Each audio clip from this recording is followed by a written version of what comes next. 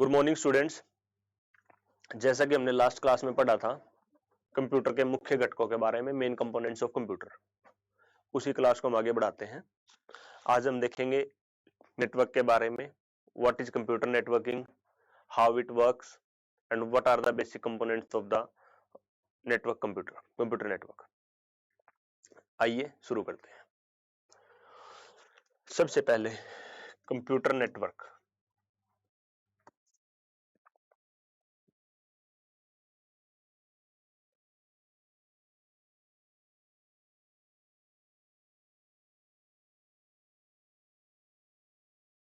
Computer network होता क्या है? किन्हीं भी दो कंप्यूटर्स को किसी माध्यम से कनेक्ट करना, that is called networking. A computer है,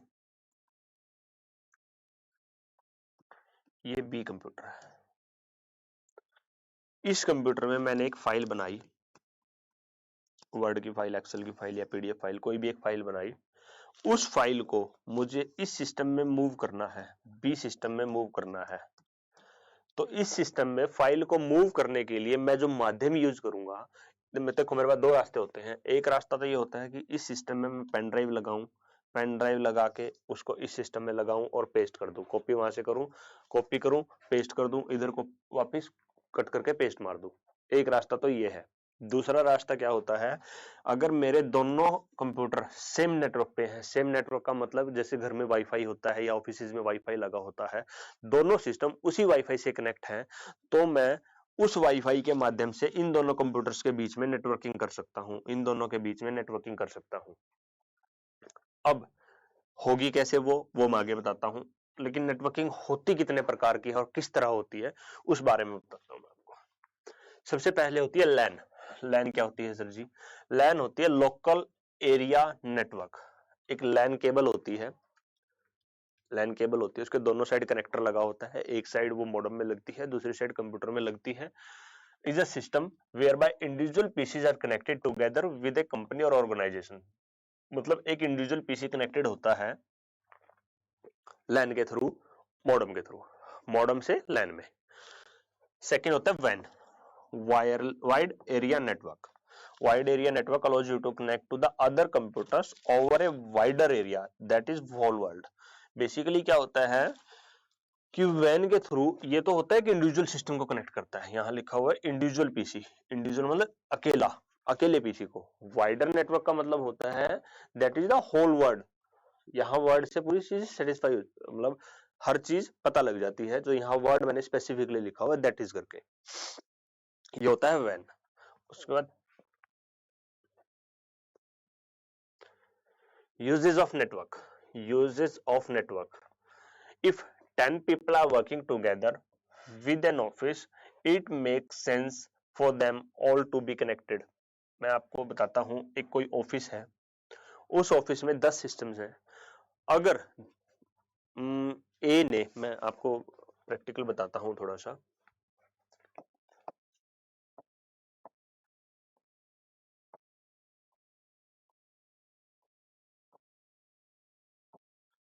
ये 6 सिस्टम्स हैं एक ऑफिस में। इसने काम किया, इसने एक काम किया, या मैं यहां एक सर्वर एस्टेब्लिश कर देता हूं।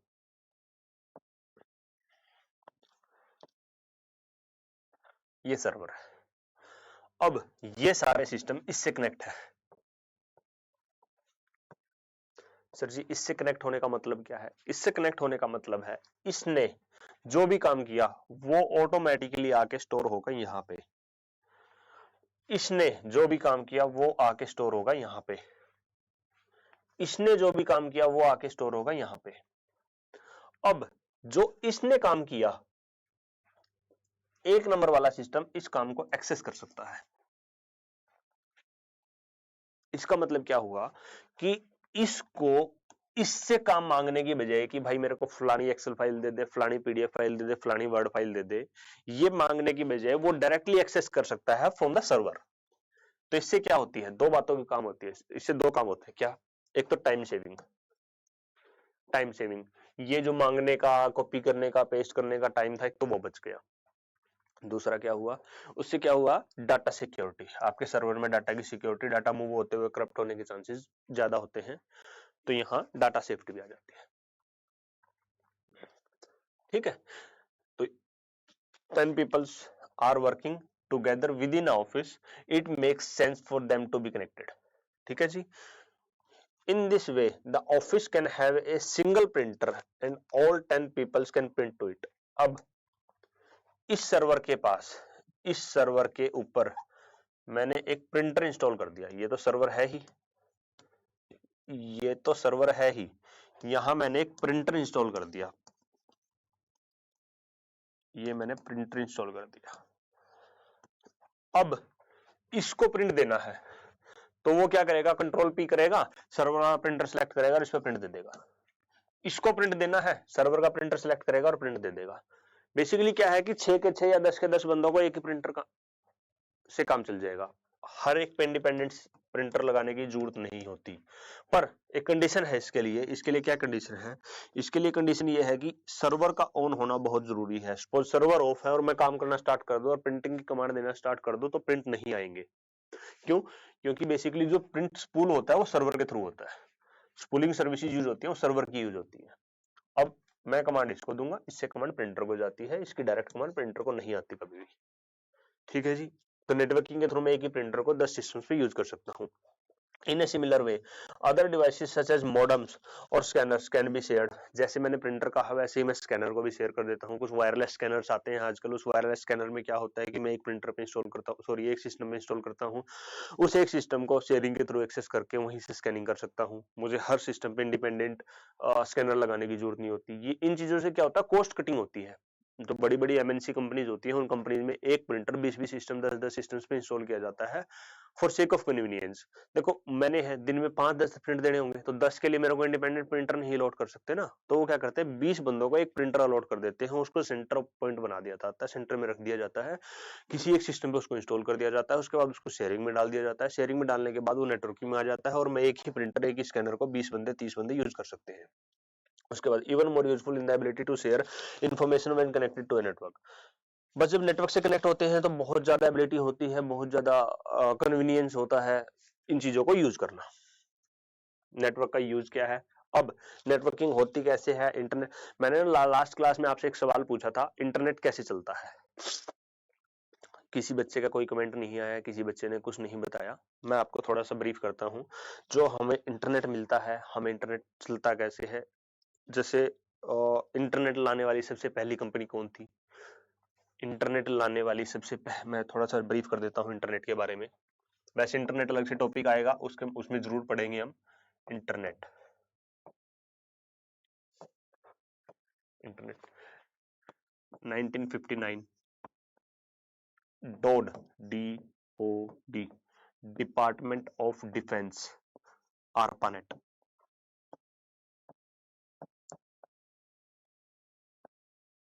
Aeronautical system network of technology, ऐसा कुछ फुल फॉर्म है इसकी, याद कर लेना गूगल से।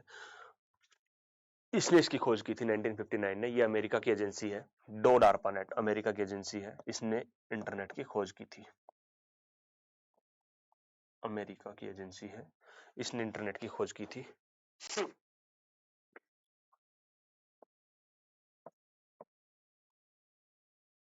अब इंटरनेट चलता कैसे है, आपको पता है नासा क्या है, national aeronautics space agency, America की स्पेस एजेंसी है, जैसे अपनी इसरो है, वहां इंटरनेट की स्पीड कितनी होती है,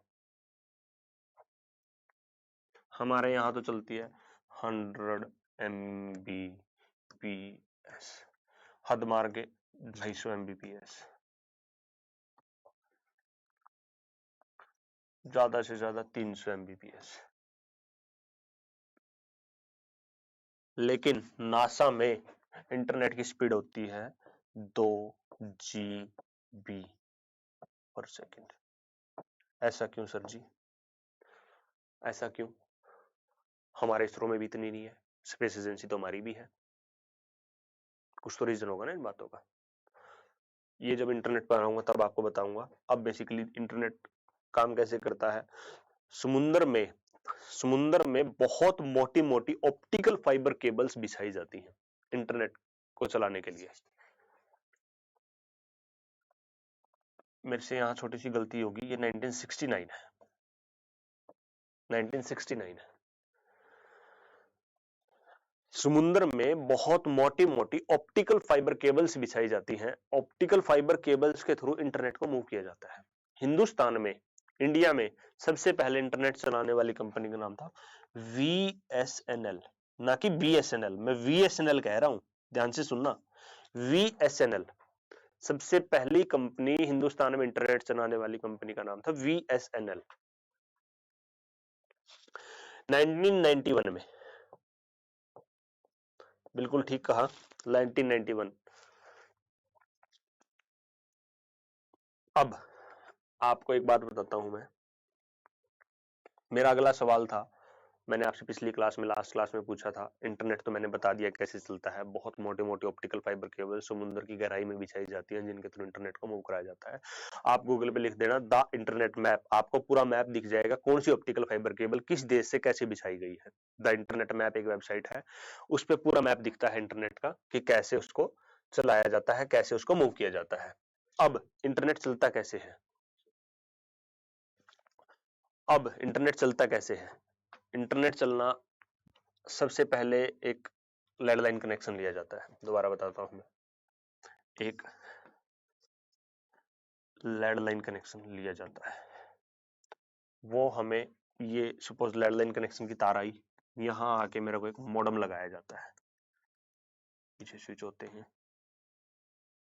कहीं बटन होता है, ठीक है, ये एक मॉडेम होता है। सर जी मॉडेम क्या होता है, पीछे से जो तार दी जाती है ना, वो तार आके मॉडेम में लगती है, मॉडेम फिर यहां से तार आके कहीं ना कहीं ये लैन केबल निकलती है, ये लैन केबल जाके कंप्यूटर्स में लगती है।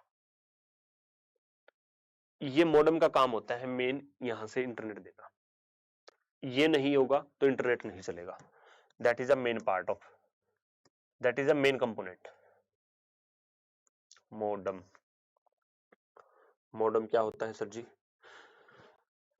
शॉर्ट फॉर्म ऑफ मॉड्यूलेट या डीमॉड्यूलेट, मॉड्यूलेट, डीमॉड्यूलेट। ये जो फ्रीक्वेंसीज होती हैं लैंडलाइन वाली, उनको मॉड्यूलेट करके अलग फॉर्म में कन्वर्ट करता है। आपने बाइनरी डिजिट के बारे में पढ़ा है कभी, बाइनरी, बाइनरी, मैंने आपको शुरू में बताया था कि कंप्यूटर कौन सी लैंग्वेज समझता है, बाइनरी लैंग्वेज समझता है। थोड़ा सा बेसिक बता देता हूं इसका, जैसे 8 4 2 1 वैल्यू, 0 1 2 3 4, मुझे वैल्यू बनानी है, तो कैसे बनेगी, 8 0 0 0 0, वैल्यू 0 होगी। मुझे एक बनानी है, एक के नीचे एक, 0 0 0, एक आ गई। अब मुझे दो बनानी है, 0 0 1 0, बन गई दो। ऐसे मुझे तीन बनानी है, दो और एक तीन, 0 0, ठीक है जी। चार बनानी है, 0 1 0 0, पांच बनानी है, चार और एक पांच, ठीक है जी। तो यहां वन आ जाएगा, यहां वन आ जाएगा। छह बनानी है, दोनों पे वन आ जाएगा। सात बनानी है, कैसे बनेगी, चार और दो छह और एक सात, तीनों पे वन वन वन आ जाएगा। आठ बनानी है, सिर्फ यहां वन आ जाएगा। नौ बनानी है, 10 बनानी है, 11 बनानी है, 12 13 14 और 15। सर जी 15 से आगे गिनती तो बिलियन बिलियन ट्रिलियन तक होती है आगे। उसके बाद ये क्या होता है, 16 32 64, ये मैंने सिर्फ आपको 8 4 2 1 का कोड बताया है, उसके आगे ये कमांड्स भी होती है, ठीक है जी। ये बहुत बड़ी टेबल बनती है बाइनरी की, ऐसे इसको समझा जाता है, कंप्यूटर इस लैंग्वेज में इसको समझता है। मैंने जैसे वन लिखना है तो कंप्यूटर के पास कोड क्या जाएगा, 0 0 0 1, तब कंप्यूटर समझेगा कि मुझे वन लिखना है। ऐसे ही ए का भी एक कोड है, वो आपको जब बाइनरी कोड पूरे चैप्टर पढ़ाऊंगा बाइनरी कोड, उसमें बताऊंगा कि ए का बाइनरी कोड क्या होता है, बी का बाइनरी कोड क्या होता है। आपके पेपर में क्वेश्चन क्या आएगा, ये मेरा नाम है, इसको बाइनरी डिजिट में लिखो, इसको बाइनरी डिजिट में लिखो, इसको बाइनरी डिजिट में 0 1 0 2, सॉरी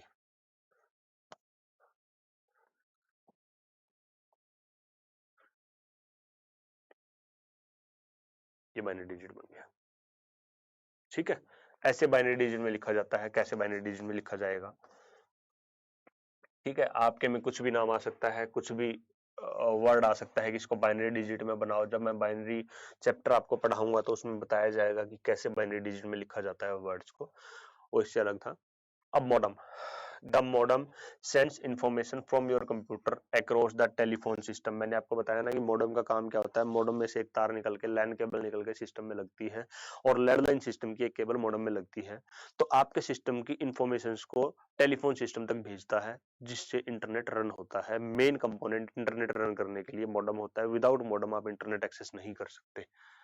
ठीक है जी। The modem at the other end of the phone line converts the signals back into a format that can be used by the receiving computer। Modem का काम अभी मैंने आपको बता ही दिया ऑलरेडी कि मॉडेम का काम क्या होता है कि टेलीफोन सिस्टम से रिसीव किए गए सिग्नल्स को उस भाषा में कन्वर्ट करता है कि कंप्यूटर उनको समझ पाए। मॉडेम का मेन काम यही होता है। मॉडेम सबसे मेन कंपोनेंट है इंटरनेट यूज करने के लिए। इंटरनेट के मॉडेम के बगैर आप इंटरनेट यूज नहीं कर सकते। पीसी एट होम, पीसी का मतलब क्या होता है? Personal computer. ऑफिस में रखे हुए कंप्यूटर को हम पीसी नहीं कह सकते। जो मैं लैपटॉप यहाँ यूज कर रहा हूँ, जो लैपटॉप मैं घर पे यूज कर रहा हूँ, that is called PC. Laptop तो घर होता ही नहीं। जो कंप्यूटर मैं घर पे यूज करता हूँ, that is called personal computer. Common uses for computers within the home, games, working from home, banking from home, connecting to the web. जो घर पे यूज किए जाते हैं उन कंप्यूटर में नॉर्मली हम 4 ही काम करते हैं। काम तो बहुत होते हैं आजकल, जैसे मुझे कोई नेफ्ट करनी है, आरटीजीएस करनी है, मतलब अपनी बैंकिंग सर्विसेज घर से ही करनी है, मैं घर से ही कर देता हूँ। मुझे कंप्यूटर में गेम्स खेलनी है। Working from home, working from home का मतलब होता है बहुत सारे बंदे ना आजकल ट्रेडिंग करते हैं।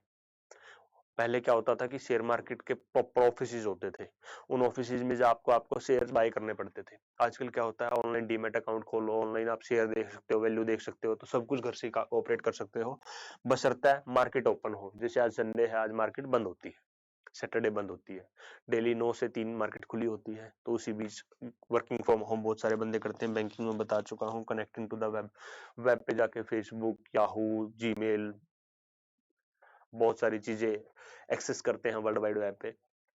सबसे पहले जाके जैसे हम देखते हैं www, world wide web, internet पे ये चीज के बिना कोई साइट नहीं खुल सकती। उसी के बाद साइट लिखिए www.google.com, google.com ऐसे लिखी जाती है। ये www सबसे पहले लगता है, अदरवाइज इसके बगैर आप साइट को एक्सेस नहीं कर पाते। वैसे आजकल इससे पहले एक चीज और लगने लगी, पहले नहीं लगती थी, https double dot semicolon www, उसके बाद साइट खुलती है, तब ये लगता है। ठीक है जी। अब जो कंप्यूटर्स एजुकेशन के लिए यूज किए जाते हैं, बच्चों के कॉलेज में जो कंप्यूटर लैब होती हैं या जो कंप्यूटर सेंटर होते हैं अपने लोकेलिटी में, उनमें जो कंप्यूटर होते हैं उनके मतलब वो कैसे होते हैं? CBT, computer based training. Computer based training offers a low cost solution to training needs where you need to train a large amount of people in a single subject। Basically जो computers होते हैं ना, वो solution, low cost solution के computers होते हैं। Low cost solution का मतलब क्या होता है कि वो कंप्यूटर्स इतने हाई फाई नहीं होते कि मैं उनमें गेमिंग कर पाऊं। गेमिंग के लिए बेसिकली ग्राफिक कार्ड चाहिए होता है। क्यों? क्यों गेम के अंदर ग्राफिक्स बहुत ज्यादा होते हैं, उन ग्राफिक्स को रन करने के लिए एक कार्ड की जरूरत पड़ती है, that is called graphic card. उन कंप्यूटर्स में माइक्रोसॉफ्ट ऑफिस इंस्टॉल होता है और बेसिक लेवल के कंप्यूटर्स होते हैं, उनमें सिर्फ और सिर्फ ऑफिस चलेगा, क्योंकि आपको एन नंबर ऑफ पीपल्स को तैयार करना पड़ता है, एन नंबर ऑफ पीपल्स को ट्रेन करना पड़ता है। वो लो कॉस्ट सॉल्यूशन के कंप्यूटर्स होते हैं। These programs are normally supplied to CD-ROM and combined text, graphics and sound। जो बेसिकली ये प्रोग्राम्स होते हैं जो सप्लाई किए जाते हैं CD-ROM के थ्रू, ग्राफिक्स के थ्रू। तो बहुत बताया तो मैंने कि लो लेवल के कंप्यूटर्स होते हैं, ज्यादा हाई फाई कंप्यूटर्स नहीं होते, बेसिक चीजें ही उनमें रन हो पाती हैं। Package range from journal, encyclopedia right through a learning of foreign language. ये आपके मतलब की बात नहीं है, वैसे बता देता हूँ कि एनसाइक्लोपीडिया क्या होता है। पहले तो ये जानना पड़ेगा आप लोगों को, बहुत टेक्निकल वर्ड है एनसाइक्लोपीडिया। मुझे किसी वर्ड का मीनिंग देखना है,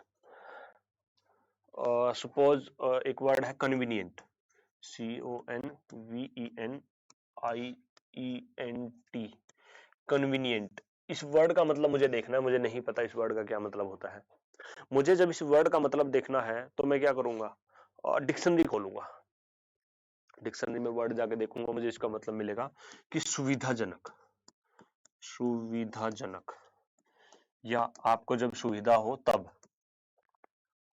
ठीक है, अब ये तो हुआ वर्ड की बात। मुझे कोई ऐसी चीज का देखना है, मेरे पास ये ग्लासेस हैं, मुझे नहीं पता ये क्या है, मेरे पास ये ग्लासेस हैं, मुझे नहीं पता ये क्या है, मुझे देखना है ये क्या है, मैं इसकी फोटो कैप्चर करूंगा और नेट पे अपलोड कर दूंगा। तो क्या वो डिक्शनरी हुई? क्या वो डिक्शनरी हुई? वो डिक्शनरी नहीं होती, दैट इज कॉल्ड एनसाइक्लोपीडिया, जहां आप किसी भी चीज की डिटेल निकाल सकते हैं, सिर्फ वर्ड की नहीं, किसी भी चीज की डिटेल निकाल सकते हैं, दैट इज कॉल्ड एनसाइक्लोपीडिया। जहां जैसे गूगल, गूगल इज मतलब एक्चुअल में एनसाइक्लोपीडिया नहीं है गूगल, लेकिन Google is equivalent to encyclopedia. आप गूगल से कोई भी डिटेल निकाल सकते हैं। आपको एक बहुत अच्छी बात बताता हूं, गूगल की शुरुआत कब हुई थी? 2007 6 7 में, 6 में, ठीक है। तो उस टाइम ना याहू चलती थी, याहू आज भी चलती है, याहू चलती थी। वैसे अपार्ट फ्रॉम दैट बात कर रहा हूँ, कोई ज्यादा टॉपिक से रिलेटेड नहीं है, वैसे नॉलेज के लिए। तो जब सर्जे ब्रिन और लॉरेंस पेज उर्फ लैरी, गूगल के सीईओ है लॉरेंस पेज उर्फ लैरी,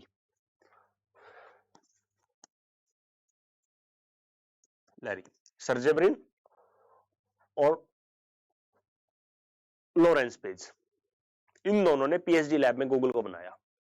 अब कुछ बच्चों का ना बीच में सवाल आएगा कि सर गूगल के सीईओ तो सत्या नडेला जी हैं, वो भी हैं, अलग अलग ट्रामा सेंटर्स हैं इसके हर जगह, जैसे यूएस में जो बैठते हैं वो कोई इंडियन है, सुंदर पिचई हैं, सत्या नडेला जी हैं, तो अलग अलग सेंटर्स के वो हैं जो एक्चुअल में मतलब जिनका ह्यूज अमाउंट ऑफ शेयर है, वो लॉरेंस पेज, सर्जे ब्रिन दोनों हैं जिन्होंने गूगल को बनाया था। तो कितने सीईओ हैं ये बाद की बातें हैं, कभी डिटेल में बताऊंगा इस बारे में। तो इन्होंने पीएचडी लैब में गूगल को बनाया। गूगल को बनाने के बाद ये याहू के ओनर के पास गए, याहू के सीईओ के पास गए कि सर हमने ना गूगल बनाया है और ये ऐसे ऐसे काम करता है, आप इसको खरीद लो। आपका अपना सर्च इंजन चलता है याहू, पहले हम कोई भी चीज सर्च करते थे 2006 से पहले या 7 से पहले, तो हम याहू पे सर्च करते थे। तो याहू ने मना कर दिया कि हमारा तो अपना सर्च इंजन है, हमारा तो अपना सर्च इंजन इतना बढ़िया चल रहा है, हम तो नहीं लेते, हम क्या करेंगे इसको खरीद के। उसके बाद ये गूगल की याहू की सबसे बड़ी गलती थी, सबसे बड़ी गलती थी, अपने विनाश का कारण खुद बन गया। आज गूगल देखो, याहू तो आजकल के टीनेजर्स को पता ही नहीं कि याहू भी कभी सर्च इंजन हुआ करता है, याहू भी ऐसा कोई सर्च इंजन है, और गूगल की मार्केट देखो। लेकिन हर चीज का एक अंत होता है। अब मैं कह रहा हूं कि गूगल का भी अंत आ गया। कैसे आ गया सर जी? गूगल तो इतना बढ़िया चल रहा है, मुझे तो कोई भी चीज ढूंढनी होती है मैं तो गूगल करता हूं। हर कोई मतलब इंटरनेट पे सर्च करने को हर कोई यही कहता है गूगल कर लो। मतलब एक होता है ना, जैसे किसी चीज का नाम पक जाता है, पकने का मतलब मैंने कहा एक मेरे मित्र से कि भाई बीमा करा ले, कह रहा एलआईसी करा लूं। मतलब लोगों का धारणा ही वो बन जाती है कि एलआईसी ही बीमा है, दैट्स इट। हालांकि एलआईसी एक कंपनी है और बीमा बहुत सारी कंपनीज करती हैं। हर कोई, किसी ने मुझसे पूछा भाई बीमा कराया हुआ है? कराया हुआ है जी। लेकिन कुछ बंदे पूछते एलआईसी करा रखी है? भाई एलआईसी नहीं करा रखी, मैंने एचडीएफसी ही करा रखी है। अरे वही बात है तो बीमा ही। तो वही बात है, अब मैं यही कहना चाह रहा हूं कि गूगल कर लो, नाम तो पक्का, हालांकि कोई ये नहीं कहता सर्च कर लो, गूगल कर लो। अब एक वो आ गया एआई, एलन मस्क ने बना दिया ChatGPT. ChatGPT sir जी ये क्या करता है? जो आपका गूगल करता है उससे जो गुना, कई गुना एडवांस काम करता है। कैसे करता है? मुझे सर्च करना है age limit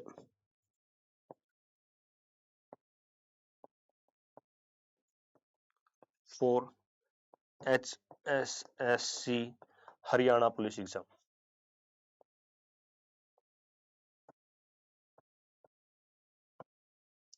Haryana police exam Google पे सर्च करूंगा, ये क्या करेगा, मुझे ना अलग अलग साइटों के लिंक दिखाएगा। लिंक का मतलब विकिपीडिया दिखाएगा, एचएसएससी की साइट दिखाएगा, दैनिक जागरण दिखाएगा, दैनिक भास्कर दिखाएगा, ई भास्कर दिखाएगा, उन साइटों के मल्टीपल लिंक। ये क्या करता है कि वर्ल्ड वाइड वेब से चीजों को उठा के मुझे एक एक प्लेटफॉर्म पे दिखा देता है, ताकि मैं उसको क्लिक करके डायरेक्ट उस लिंक पे पहुंच सकूं। ये होता है गूगल का काम। गूगल कैसे काम करता है। लेकिन चैट जीपीटी क्या करती है, आपके इस सवाल का जवाब ही दे देगी ढूंढ के, आपके इस सवाल का जवाब ही दे देगी। अब चैट जीपीटी आने से बहुत सारे बंदों को सुविधा भी हुई है और असुविधा भी हुई है। असुविधा कैसे हुई सर जी? डेवलपर, डेवलपर वर्ड को समझते हो? डेवलपर क्या होते हैं? कोई भी जो बंदा होता है, मतलब जो डेवलपर होता है, वो कोई भी सॉफ्टवेयर बनाता है, कोई हार्डवेयर जो होता है उसको रन करने के लिए एक सॉफ्टवेयर डेवलप करता है, दैट इज कॉल्ड डेवलपर। अब मुझे इसके लिए ना सोर्स कोड प्रॉपर लिखना पड़ता है, हैशटैग डाल के प्रॉपर एक कोडिंग लिखी जाती है, प्रॉपर एक प्रोग्रामिंग लैंग्वेज होती है, HLL that is high level programming language, low level programming language. तो प्रोग्रामिंग लैंग्वेज को सीखना पड़ता है, सीखने के बाद उसमें कोड लिखा जाता है, वो कोड लिखने के बावजूद मुझे कंपाइल करना पड़ता है, फिर रन करना पड़ता है। ये सब करने में एक डेवलपर को बहुत मेहनत करनी पड़ती है। लेकिन चैट जीपीटी में सिर्फ इतना लिखना है, build a software of payroll. Payroll के लिए एक सॉफ्टवेयर बनाओ, पैरोल यानी कि सैलरी। ये आपको सारा कोड लिख के दे देगी। वो कोड आपको कॉपी करना है, अपनी लैंग्वेज के डेटाबेस में पेस्ट करना है और कंपाइल करना है और रन करना है। उसके बाद आपको कुछ मॉडिफिकेशन अमेंडमेंट करनी है तो आप कर सकते हो। डेवलपर की नौकरी तो खतरे में आ गई।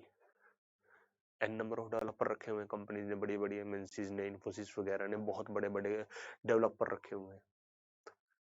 ऐसा नहीं है कि ये सारा कुछ कर देगी, लेकिन मैं ये कहना चाहता हूं, जो ये मुझे 20 साइटों से सर्च करके बताता था, उस सब का मुझे एक जवाब मिलने लग गया। देखो मेरे पास क्या होता था, मैंने ये क्वेश्चन सर्च किया, age limit for HSSC Haryana police exam. एक साइट दिखा रही है 18 से 25, दूसरी साइट दिखा रही है 18 से 27, तीसरी साइट दिखा रही है 18 से 30। मैं तो कंफ्यूज हो जाता हूँ, पता नहीं यार क्या पागल बना रहे हैं। तो मल्टीपल ऑप्शन होने से हमारा ब्रेन ना, मतलब थोड़ा सा अलग तरह से रिएक्ट करने लगता है, हमें पता नहीं लगता क्या सही है क्या नहीं। लेकिन ये एक ही ऑप्शन दिखाएगी ना आपको, अब वो गलत है कि सही है वो अलग बात है। तो एक ऑप्शन पे आपको रिलाई करना पड़ेगा, ठीक है। ये तो वैसे मैंने डिटेल में बताया आपको।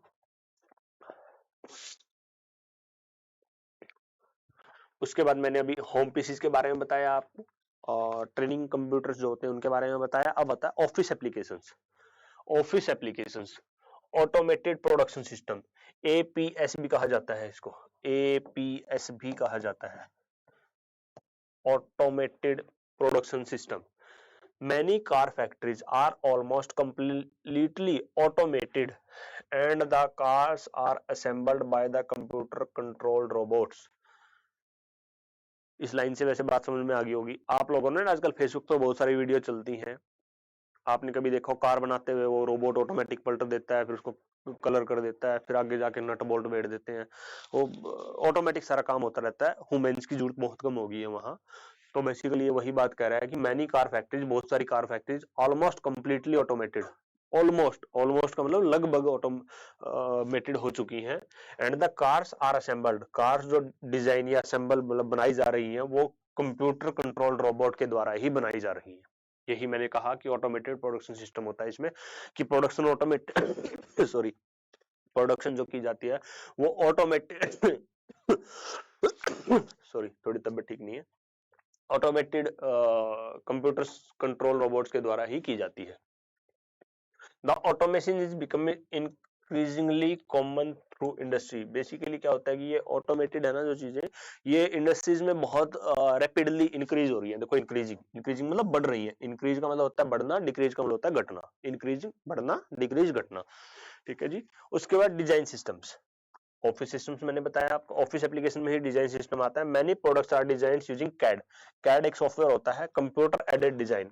आपने नाम सुना हो इसका, ऑटो कैड, पूरा नाम होता है इसका ऑटो कैड। ऑटो का मतलब ऑटोमेटेड, ऑटोमेटेड कैड, कैड की full form computer aided design. Programmers to produce exact specification and detailed drawing on the computer before producing models of new project। आपने एक आर्किटेक्ट के पास आप जाते हो, जब आप एक आर्किटेक्ट के पास जाते हो, आर्किटेक्ट के पास जाने के बाद आप कहते हो कि सर मुझे ना एक घर बनाना है, मेरे घर की चौड़ाई ये है, लंबाई मतलब मेरे प्लॉट की चौड़ाई ये है, लंबाई ये है, तो वो आपकी चौड़ाई और लंबाई के बेसिस पे फिर आपसे पूछता है आपसे बेडरूम कितने चाहिए, वॉशरूम कितने चाहिए, ड्राइंग रूम कितना चाहिए, कितना बड़ा चाहिए, गाड़ी कितनी है, कितनी पार्क करनी है। तो आपसे वो डिटेल लेने के बाद एक आपको एक ऑटोकैड सॉफ्टवेयर के थ्रू एक प्रॉपर डिजाइन बना के दिखाता है। वो क्या होता है कि फाइनल प्रोजेक्ट मॉडल से थ्रू आपको डिजिटली एक मॉडल दिखा देता है, वो ऑटोकैड के थ्रू बनाया जाता है। ऑटोकैड हाईली ग्राफिक सॉफ्टवेयर होता है जो ग्राफिक कार्ड के बगैर रन नहीं होता। Is that clear? आगे बढ़ते हैं। स्टॉक कंट्रोल, ऑफिस एप्लीकेशन में ही स्टॉक कंट्रोल आता है। Stock control is an ideal automated and many companies is now completely computerised. देखो स्टॉक मार्केट में आप सब चीजें देखते हैं कंप्यूटराइज हो चुकी हैं। रिलायंस का शेयर है, एक सेकंड में उसकी वैल्यू 57.52 थी, विद इन अ सेकंड आपको पता लग जाए उसकी वैल्यू 2 पैसे घट गई है, 5 पैसे बढ़ गई है। तो that is a computer generation कि आपको कितना इतने मतलब इतनी फास्ट कैसे पता लग जाता है कि कैसे आपकी वैल्यू बढ़ रही है, कैसे आपकी वैल्यू घट रही है। The stock control system keeps track to the number of item, ये मैंने आपको अभी बताया है कि automatically order replacement item when required. इसमें क्या होता है कि स्टॉक मार्केट में मैं सपोज मैंने किसी शेयर में इन्वेस्ट करना है, उस शेयर की वैल्यू 100 रुपए है, उस शेयर की वैल्यू अब 100 रुपए 95 पैसे है, ठीक है, सॉरी 100 रुपए 95 पैसे है उस शेयर की वैल्यू। तो क्या होगा, इसकी लोवेस्ट वैल्यू थी 97 रुपए 12 पैसे, हाईएस्ट वैल्यू है 103 रुपए 10 पैसे। तो मैं एक बिड लगाऊंगा अपने सॉफ्टवेयर में, ऑटोमेटिक स्टॉक कंट्रोल सॉफ्टवेयर में, ऑटोमेटेड स्टॉक कंट्रोल सॉफ्टवेयर में एक बिड लगाऊंगा, उसमें मैं वैल्यू सेट कर दूंगा कि 98.10 पे जब इसकी वैल्यू आ जाए तो मेरे ऑटोमेटिकली 100 शेयर खरीदे जाएं। किसी भी कंपनी की बात कर रहा हूं मैं, आइनॉक्स की है, इंडिया सेल्टर की है, किसी की भी बात कर रहा हूं। तो ये ऑटोमेटेड कंट्रोल सिस्टम होता है। स्टॉक सिस्टम में ऑटोमेटेड चीजें होती हैं कि जैसे ही इस शेयर की वैल्यू 100 से घट के इस पे आएगी तो मेरे ऑटोमेटिक 100 शेयर खरीदे जाएंगे। Is that clear? उसके बाद accounts and payroll. Accounts and payroll, payroll मैंने अभी आपको बताया कि जो सैलरी वगैरह बनती है, जो सैलरी बनाई जाती है, सैलरी सॉफ्टवेयर होते हैं उनको पैरोल सॉफ्टवेयर कहा जाता है। In most large organisation the accounts are maintained by a computerised system. इसमें ये कहना चाहता है कि जो बड़े बड़े बड़ी बड़ी इंडस्ट्रीज होती हैं, बड़ी बड़ी इंडस्ट्रीज में ना लेन देन ज्यादा होता है, उन लेन देन को हिसाब रखने के लिए बड़ी बड़ी कंपनियों में बैलेंस शीट बनाई जाती है। बैलेंस शीट बनाए कंप्यूटराइज बनाने के लिए ताकि गलती कम हो, अकाउंट्स मैच रहे आपस में। तो उन सब चीजों को कंप्यूटर में मेंटेन किया जाता है। आपने कंप्यूटर के अकाउंटिंग सॉफ्टवेयर के बारे में सुना होगा, टैली आता है। कोई ये नहीं कहता कि अकाउंटिंग सॉफ्टवेयर सीख लेते हैं, जाते ही कहते हैं टैली सीख लेते हैं जी। भाई टैली के अलावा भी बहुत सारे सॉफ्टवेयर आते हैं, बीजी आता है, मार्ग आता है, ठीक है जी। तो ये सारे अकाउंटिंग सॉफ्टवेयर होते हैं जो बड़ी बड़ी कंपनियों में मैनेज किए जाते हैं। Due to the repetitive nature of accounts, a computer system is ideally suited to this task and accuracy is guaranteed। यही बात मैंने आपको कही कि बड़ी बड़ी कंपनी में जो बैलेंस शीट बनाई जाती है, उन कंपनियों में ना मल्टीपल खर्चे बार बार होते हैं। सपोज सैलरी का खर्चा है, एक महीने सैलरी जा रही है 100 रुपए, 100 तो बहुत छोटे अमाउंट लगती है, 10 लाख रुपए, ठीक है। अगले महीने सैलरी जा रही है 9,70,000 रुपए, तो ये कैसे पता लगेगा कि 30,000 रुपए कम किसके गए या अगले बार 10,30,000 या 30,000 फालतू किसके गए। तो इन सब चीजों को आइडियली मतलब तरीके से मेंटेन करने के लिए अकाउंट्स को कंप्यूटराइज मेंटेन किया जाता है, ताकि किसी चीज को अगर सर्च करना पड़े, कोई लेजर कंप्यूटर में खोलना पड़े तो जल्दी खुल जाए और पता लग जाए, जो डिफरेंस होगा वो जल्दी मिल जाए। अब जो कंप्यूटर हम डेली लाइफ में यूज करते हैं, डेली लाइफ में का मतलब होते हैं कि मैं कंप्यूटर में कोई स्टडी कर रहा हूँ, बीएससी कर रहा हूँ, एमसीए कर रहा हूँ, तो मैं एक कंप्यूटर में ऑफर करता हूँ कि सर मुझे कंप्यूटर लेना है। तो मैं जो कंप्यूटर लेता हूँ वो कैसा होगा, बेसिकली उसमें अकाउंट्स चलते हैं। अकाउंट्स मतलब कि टैली का सॉफ्टवेयर चलता है, बीजी चलती है, मार्क का सॉफ्टवेयर चलता है, रूटीन के सॉफ्टवेयर उसमें रन होते हैं, गेम चलती है, एजुकेशनल चलती है, ऑनलाइन बैंकिंग होती है, स्मार्ट आईडी कार्ड्स होते हैं, सुपरमार्केट चल जाएगी, working from home, teleworking, internet चल जाए। बस यही बेसिक चीजें होती हैं जो नॉर्मल हम घर पे जो कंप्यूटर यूज करते हैं उनमें जो चलती हैं।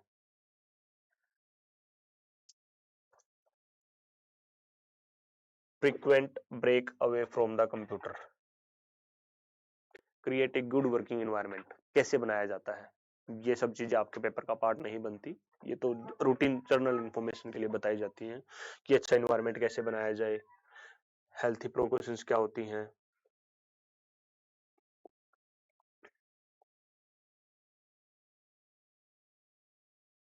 अब हम आते हैं कंप्यूटर वायरस। कंप्यूटर वायरस आप लोगों ने सुना होगा, पहले आजकल तो फोन बहुत एडवांस हो गए हैं, चिप वगैरह नहीं लगती, पहले 1 GB 2 GB 5 GB 4 GB 8 GB की चिपें लगती थी, बहुत छोटी सी चिप हुआ करती थी, उसमें गाने डालते थे, वीडियो डालते थे, फिर वीडियो फोन में देखा करते, तो वो टाइम गया अब तो जब उस चिप में हम गाने डलवा के आते थे ना, तो सामने वाला पूछता था वायरस तो नहीं है इसमें, मन ने मेरा वायरस है कि नहीं है, मन तो मेरे वायरस हो गई है, ठीक है। तो what are the computer viruses, होता क्या है, viruses are small programs that hide themselves on your disk, बहुत छोटे छोटे प्रोग्राम्स होते हैं जो खुद को आपकी डिस्क में छुपा लेते हैं, वो दिखते नहीं, फिर पता कैसे लगता है वायरसों में, कैसे पता लगेगा वायरस है, इसके लिए बहुत सारी कंपनीज, क्विक हिल है और भी कई कंपनीज हैं, अवेस्ट है, ये फिर एंटीवायरस बनाती है। जैसे कोई भी दवाई होती है उसका एक एंटीबायोटिक होता है,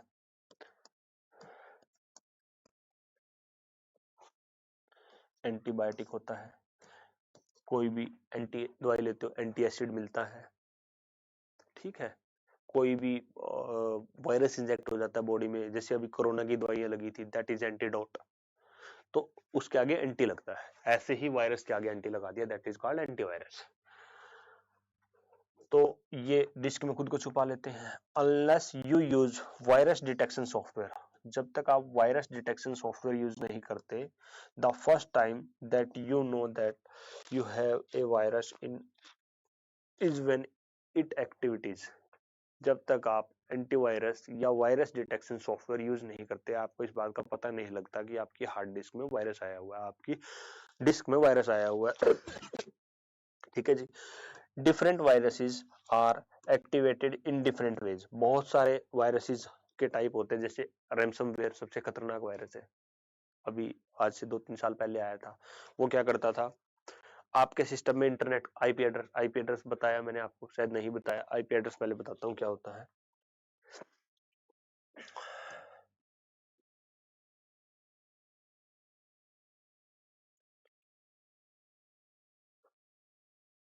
IP address that is internet protocol address,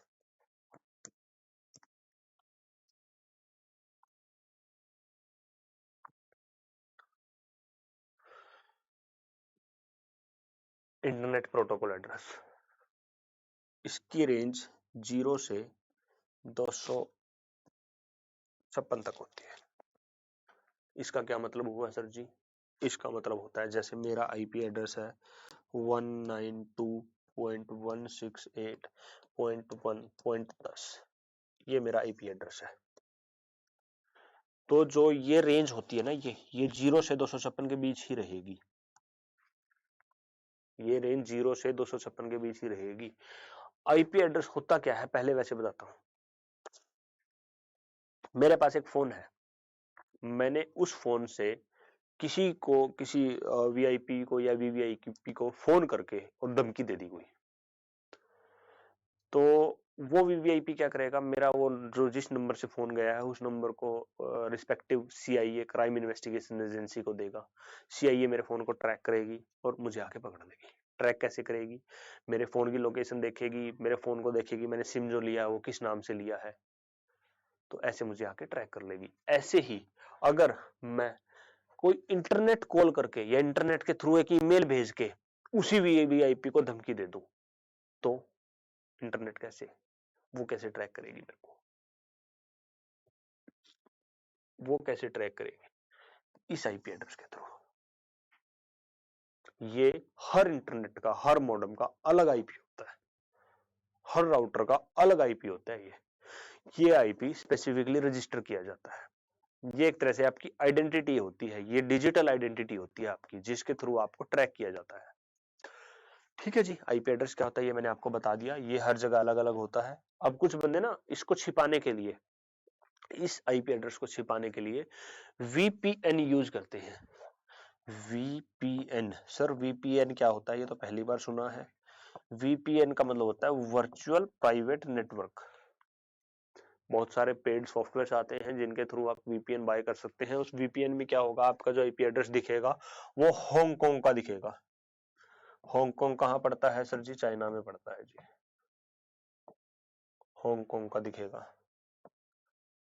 Australia का दिखेगा जी,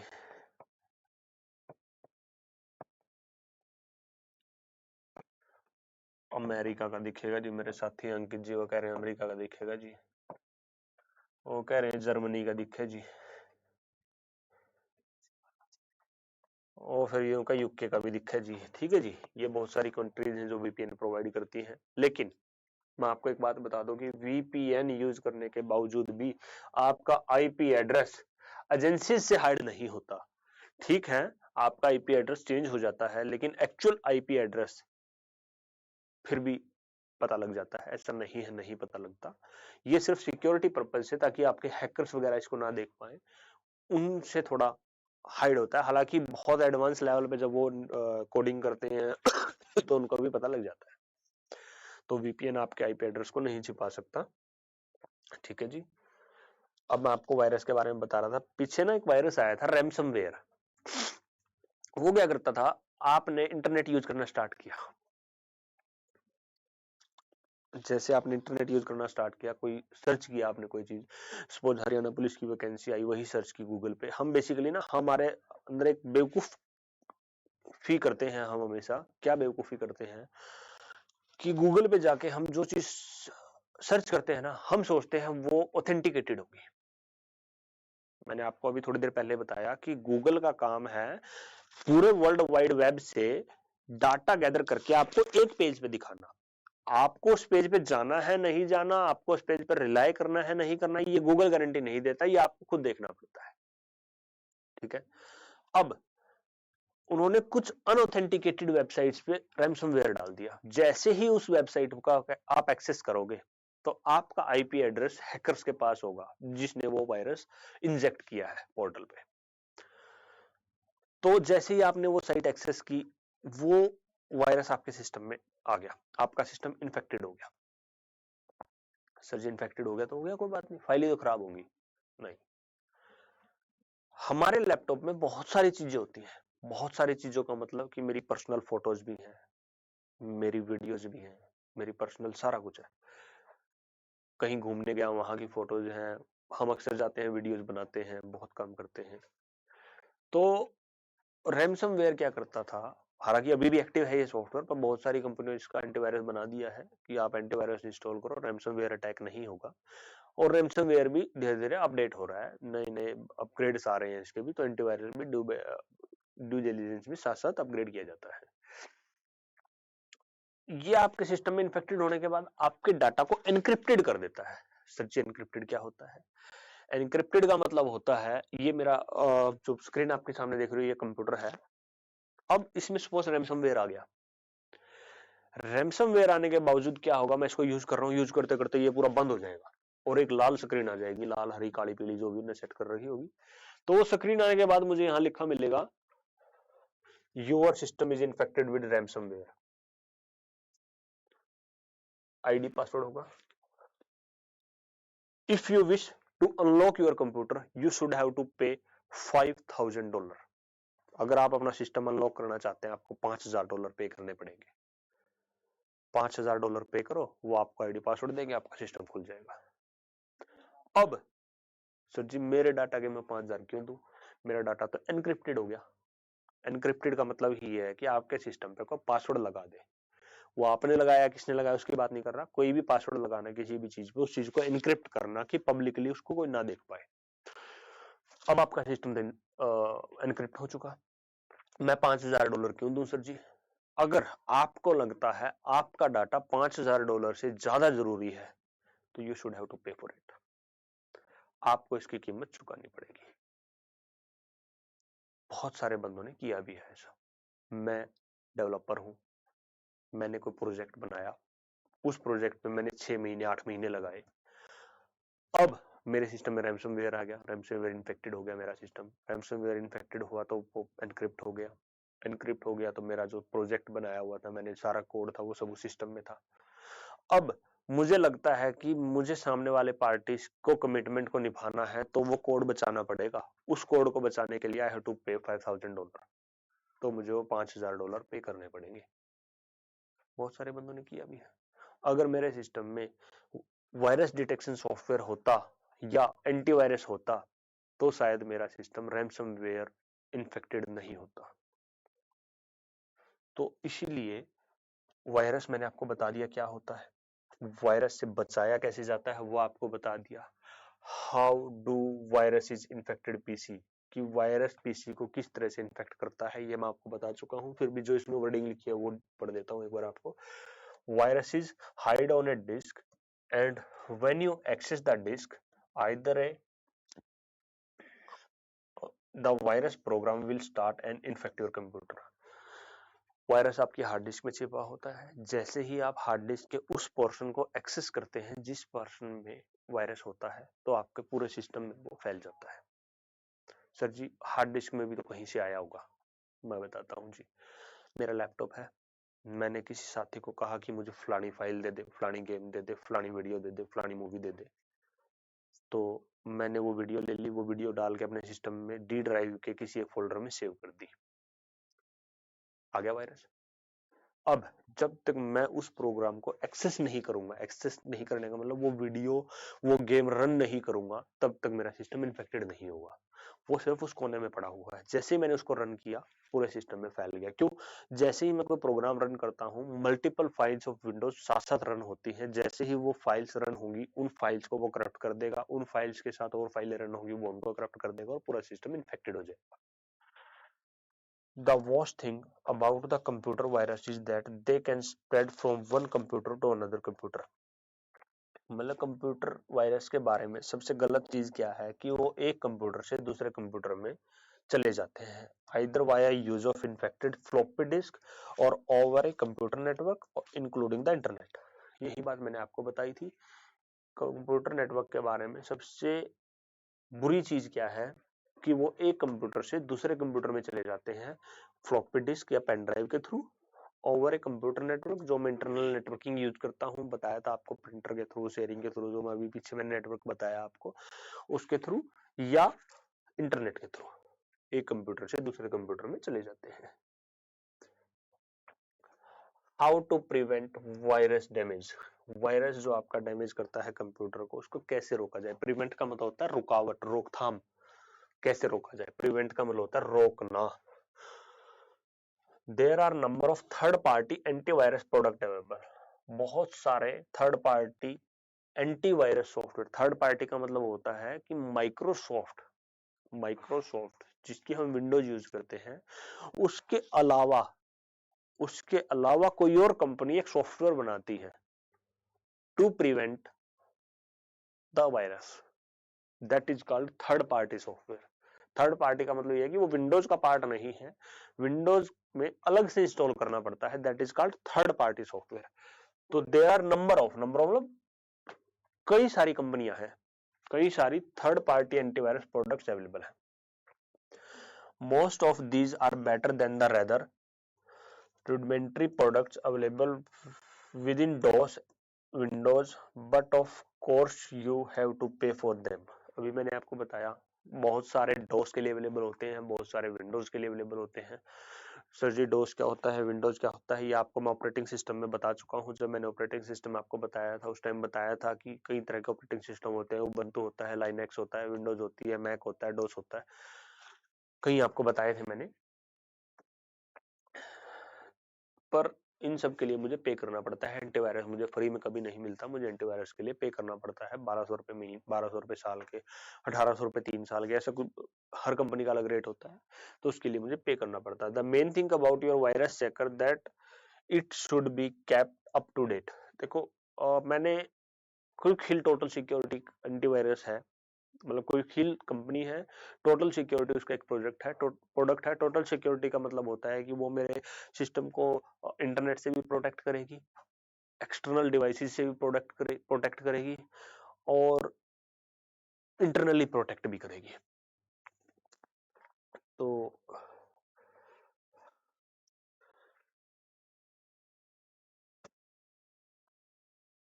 बोल दे क्लास में। अब जब मैंने वायरस एंटीवायरस जो मैंने खरीदा, जब वो एंटीवायरस मैंने खरीदा, मैंने खरीदा 4 तारीख को। अब मैंने 4 तारीख को खरीदा, 4 तारीख को खरीदने के बाद मैंने 5 तारीख को उसको अपडेट नहीं किया और 5 तारीख को नया वायरस आ गया मार्केट में, और कंपनी ने क्या किया कि अपने सॉफ्टवेयर को अपडेट कर दिया, पर मैंने अपडेट नहीं किया उसको। तो वो क्या होगा, वो जो नया वायरस आया वो तो मेरे सिस्टम में आ जाएगा। क्यों? क्योंकि उसकी रोकथाम के लिए मैंने तो अपने सिस्टम को अपडेट ही नहीं किया। तो यही बात कह रहा है कि the main thing about your virus checker is your antivirus is that it should be kept up to date. Up to date का मतलब है कि आपको डे बाय डे उसको अपडेट करना पड़ेगा। तो बहुत सारी कंपनी जो होती है सॉफ्टवेयर एंटीवायरस सॉफ्टवेयर जो बनाती है, वो अपने सॉफ्टवेयर में एक इनबिल्ट सॉफ्टवेयर देती है अपडेट ऑटोमेटिकली का। आपका सिस्टम इंटरनेट से कनेक्ट होना चाहिए, वो ऑटोमेटिक अपडेट होता रहेगा। Is that clear? Many companies supply update disk on regular basis or allows you to receive update through an electronic online bulletin board। ये भी मैंने आपको बताया है कि बहुत सारी कंपनीज ऐसे सिस्टम बनाती हैं कि ऑटोमेटिकली अपडेट होता रहे, तो ये पीरियडिकली अपडेट देती रहती है।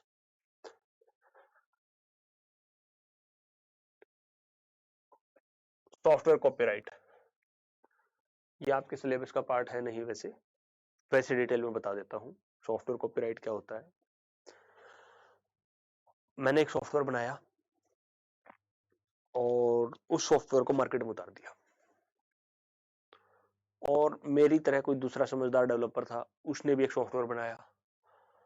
मेरे सॉफ्टवेयर में सपोज 100 ऑप्शंस हैं, 100 ऑप्शंस का मतलब कि 100 फीचर्स हैं, और उन 100 फीचर्स में से अगर मेरे सॉफ्टवेयर के साथ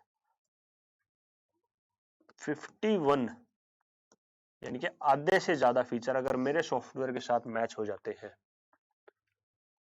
आधे से ज्यादा फीचर अगर मेरे सॉफ्टवेयर के साथ मैच हो जाते हैं, that is called copyright software of my software. यानी कि ये मेरे सॉफ्टवेयर को देख के बनाया गया सॉफ्टवेयर। Is that clear?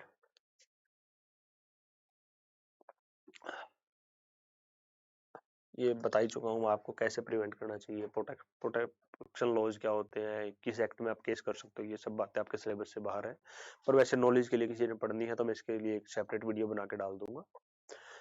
दूसरा, अब हरियाणा पुलिस की HSSC हरियाणा पुलिस की वैकेंसीज नोटिफाई हो चुकी है, उसके लिए हम एक सेपरेट बैच चलाएंगे specifically for those candidates who are preparing for the Haryana police. और हरियाणा पुलिस में कंप्यूटर 10 नंबर का आएगा, तो कोशिश है आपके, ये तो नहीं मैं कह सकता कि 10 के 10 नंबर में आपके कवर कराऊंगा, पर I will try my level best कि आपको ज्यादा से ज्यादा इस बारे में बताया जाए, इस बारे में पढ़ाया जाए, जो आपके पेपर का पार्ट बने।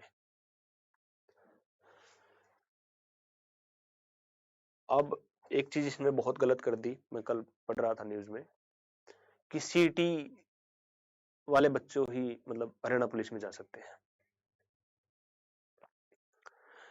एक बात बताओ, मैं सीटी की तैयारी करता हूं,